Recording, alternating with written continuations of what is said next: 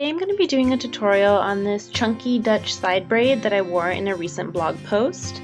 And so to get started, we're going to go in with some dry shampoo. I really like this one when I'm doing an updo or a braid because it adds kind of a little bit of grip and a little bit of texture to my hair.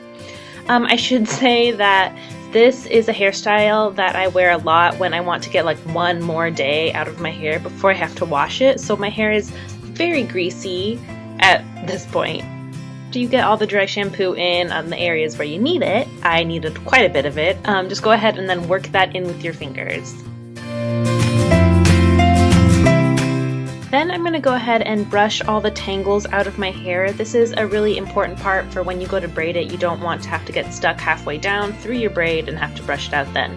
So I'm just going to get all the tangles out and then brush everything over to one side on a fairly deep side part.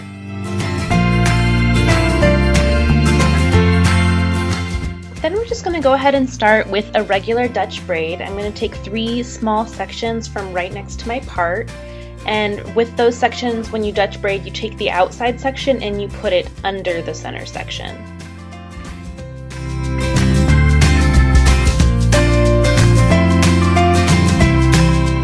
Once you have done the first initial 2 cross unders, every time you cross the outside piece under the center one, you're going to want to add a little bit of hair to that section. So incorporate some hair and then to the piece that you're crossing under every single time afterwards.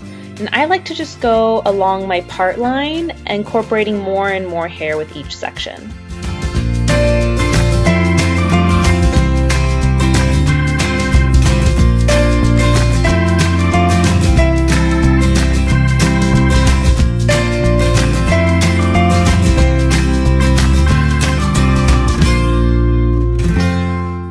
Braid is about to the top of my ear, I'll start to incorporate hair from the other side of my head. What I do is I take my finger at like the end of my part and drag it on a diagonal across my head to the top of my ear where the section is, and use that hair to incorporate into the next piece. And then I'll just keep doing that until all the hair on that side of my head is incorporated.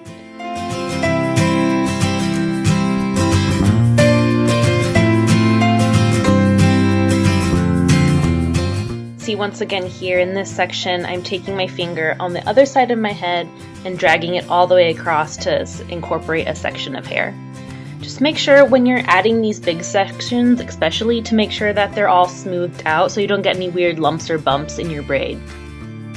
And then once all the hair is incorporated, just go ahead and do a normal 3-strand braid all the rest of the way down.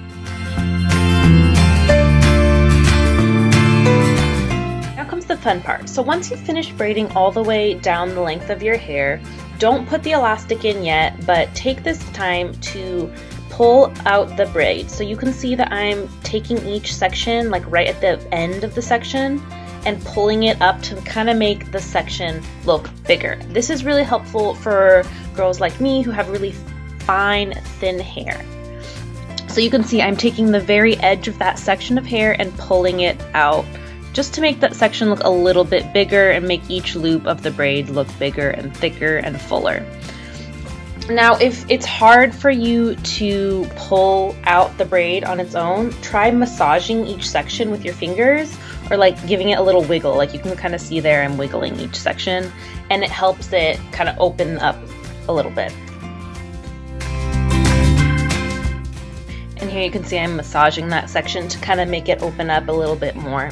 And I honestly just keep doing this until I feel like I can't make them any bigger, or until they're like about the size that I want them to be. And from this point, you're about done. I always like to go up and down the length of the braid one more time to open up anywhere that it might have gotten tighter when I was doing the top portion of the braid. And I just tie it off with an elastic, and that's it. You are set with your chunky Dutch side braid.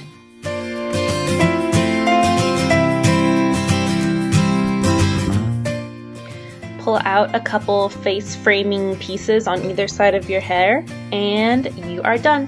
Thanks so much for watching, guys, and definitely check out my blog for more hair and style and beauty posts, and I will see you guys next time. Thanks for watching.